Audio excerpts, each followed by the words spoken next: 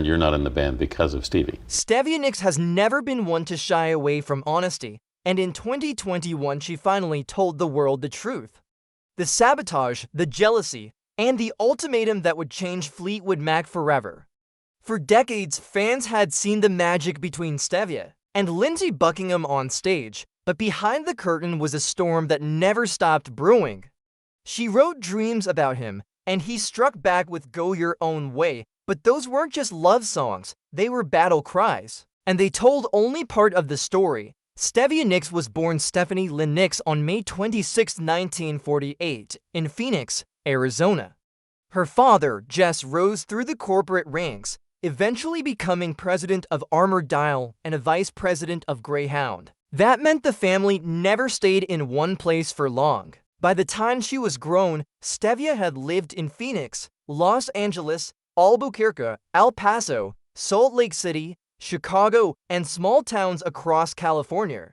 Constantly uprooted, she learned that nothing lasts forever. Even her own name didn't. As a toddler, she struggled to pronounce Stephanie, calling herself TD. Over time, that nickname morphed into Stevie, and it stayed with her forever. Music came early, thanks to her grandfather, A.J. Nicks. A.J. was a country singer who never broke into fame, but he had a dream that his granddaughter would. He paid little Stevie 50 cents a week to sing harmonies with him when she was only 5 years old. They practiced old country tunes together, and though her mother refused to let A.J. take her on tour, those moments lit a spark. Stevie learned that music wasn't just sound, it was feeling.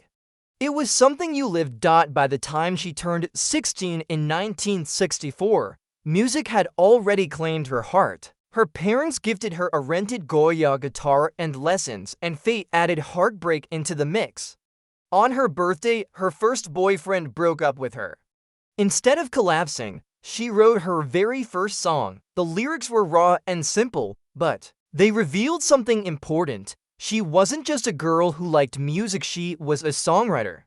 That discovery would carry her through every heartbreak and every triumph that lay ahead. Her early influences were a blend of country, pop, soul, and girl groups. She adored the Shangri-Las, Martha Reeves, and Remember Walking in the Sand, a song that haunted her in the best way.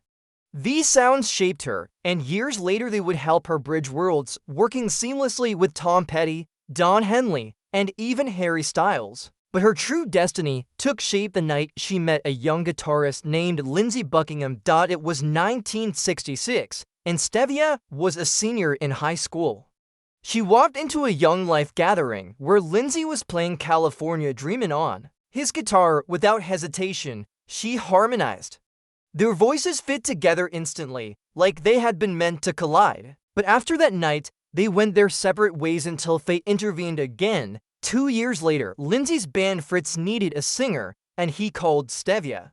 She said yes. What started as a psychedelic rock outfit quickly became Stevie's crash course in rock and roll. Within weeks, she was opening for Janis Joplin, Jefferson Airplane, and Jimi Hendrix. Fritz lasted 3.5 years, but it gave Stevie everything: experience, confidence, and her first taste of life in the fast lane.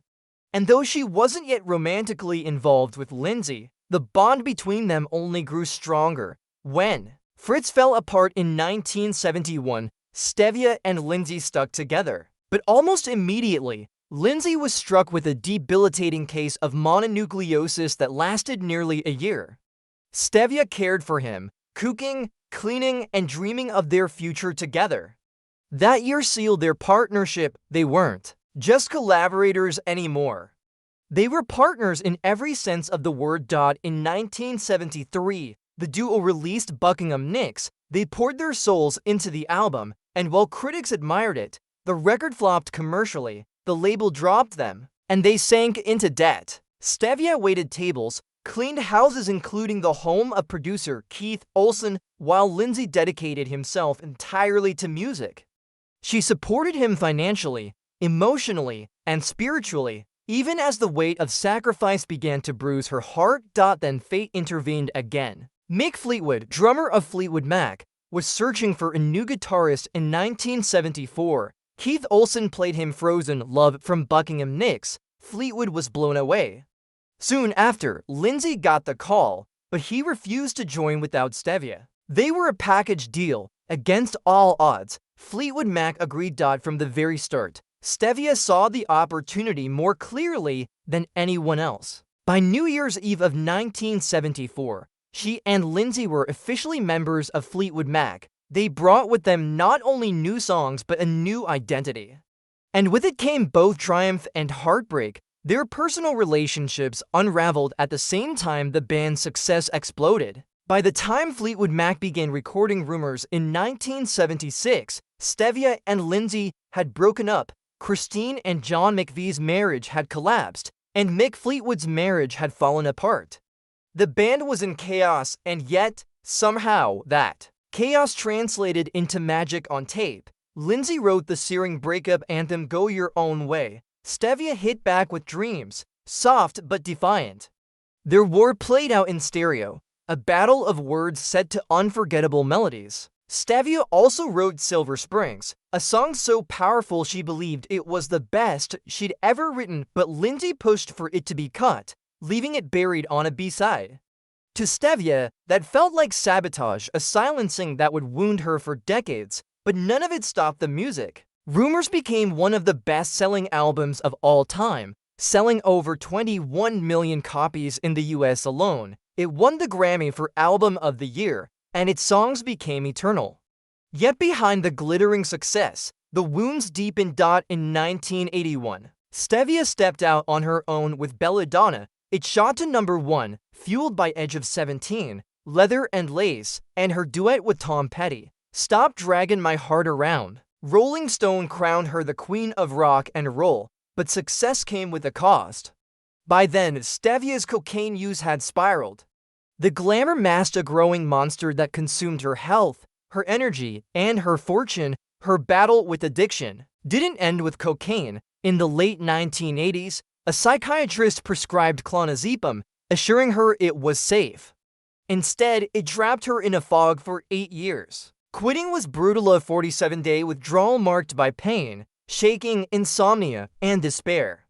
She later called it the hardest battle of her life, one she endured mostly alone. But she won, piece by piece. She reclaimed herself. Still, Fleetwood Mac remained a battlefield, especially between Stevie and Lindsey. Their final rupture came in 2018 at the Musicare's Person of the Year event. Lindsey rolled his eyes during Stevie's speech, a gesture so dismissive it reignited every buried wound. That night, she heard her parents' voices in her head telling her to walk away, and she did. Stevie gave the band an ultimatum, him or me.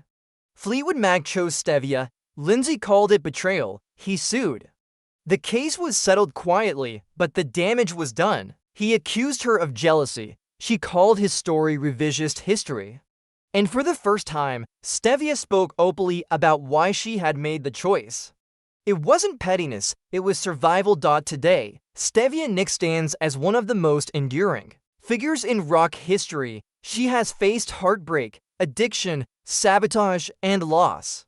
But through it all, she has remained unshakably herself, the gypsy, the poet, the queen of rock and roll.